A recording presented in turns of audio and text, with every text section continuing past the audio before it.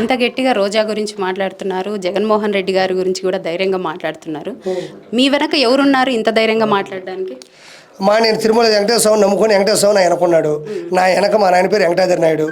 మా నాయన కూడా సామాన్యమైన రైతు. మా నాయన వెనకున్నా ఒకటే, లేకపోయినా ఒకటే. ఆయన ఏమో కేసులు తీసేయలేడు, ఆయన 100 కోట్లు నాకు ఇలేడు పాపం. ఒకటే, అవినీతిని ఎదిరించాలి అంటే నీతి ఉంటే సరిపోద్ది, కానీ మన వెనక ఎవరు ఉండక్కర్లే.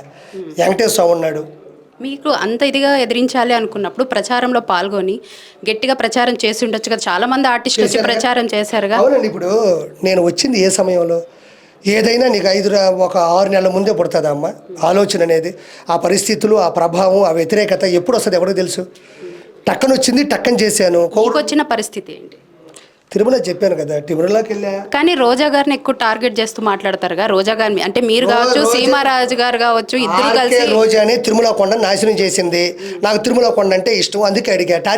టార్గెట్ చేసుకునే స్థాయికి ఆవిడ ఎందుకు దిగజారిపోయింది? నేను ఊరికి అబద్ధాలు చెప్పేస్తే జనాలు నన్ను చెబుతా కొట్టరా? ఊరికి వదిలిపెడతారా? ఆవిడ ఆర్పీ ఏంది, నోటికి వచ్చిందుకు వస్తున్నారా అనరా? తెలిస్తేనే తెలియకపోతే ఎందుకు మాట్లాడుతున్నాను గురించి? మళ్ళీ ఈ రిషికొండ ప్యాలెస్ కావచ్చు, 26 జిల్లాల్లో ఒక్కొక్క ప్యాలెస్ కట్టిన వైఎస్ఆర్ గారి ప్రభుత్వం గురించి, వాళ్ళు చేసిన అక్రమాల గురించి రోజా ఒక్కటే ఎందుకు కనిపిస్తున్నారు? అసలు ఆ అక్రమాల గురించి మీరు ఎంతవరకు నిజాలు తెలుసుకొని ఇంత గట్టిగా మాట్లాడుతున్నారు? నేను నిజాలు తెలియవలసిన అవసరం లేదు. నువ్వు నగరికి వెళ్తే ఎవడు చిన్నపిల్లని అడిగినా చెప్తాడు.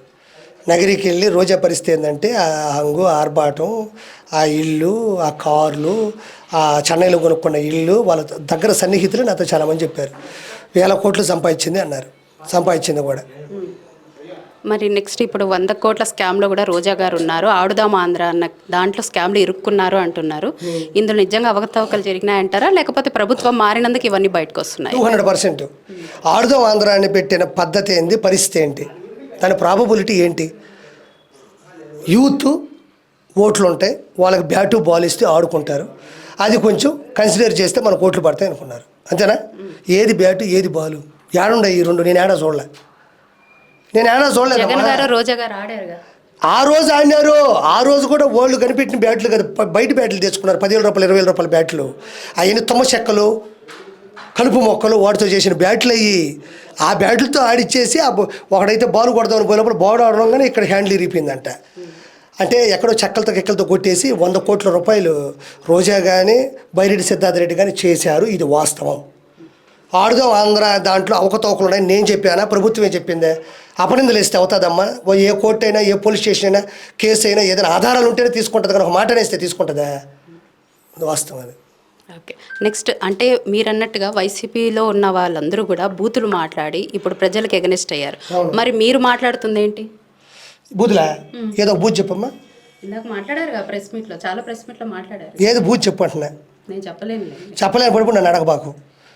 చెప్పలేనంత బూత్ ఏముంది, నేనేం చెప్పినాను? ఇప్పుడు కొడాలి నాని, వల్లభనేని వంశీ, మన అనిల్ కుమార్ యాదవ్, రోజా 365 రోజులు ఇంటూ 5 సంవత్సరాలు రోజుకు 2 ప్రెస్ మీట్లు పెట్టి అంత దౌర్భాగ్యంగా ప్రజాస్వామ్యంలో ప్రజలు చూస్తున్నాగా, మీడియాలో వినబడుతున్నాగా కొన్ని 100 బూతులు తిడితే లేదు. కానీ నేను వచ్చి 2 ప్రెస్ మీట్లు 4 మాటలంటే వచ్చేసిందా మీకు?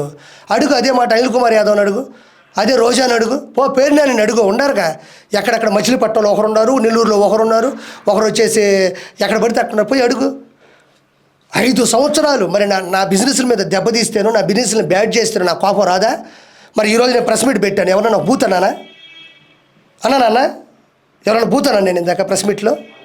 పేరు పెట్టి పిలిచా, గారు తీసేసా, పేరు పెట్టి పిలిచానంతే. నా ఆవేశం నాకు ఉంటుంది, నా బాధ నాకు ఉంటుంది, నా ఆక్రోషం నాకు ఉంటుంది, నన్ను పెట్టిన ఇబ్బందులు నాకు ఉంటాయి. రోజు వాళ్ళని పెట్టుకొని తిట్టడానికి నాకు సంస్కారం ఉంది.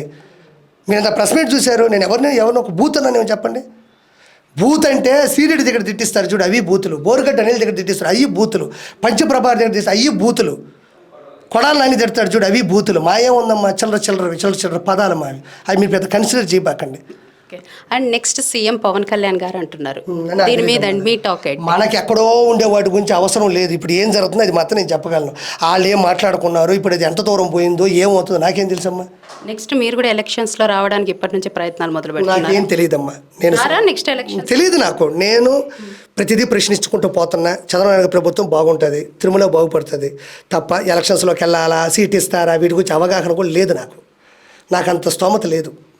Okay, thank you sir.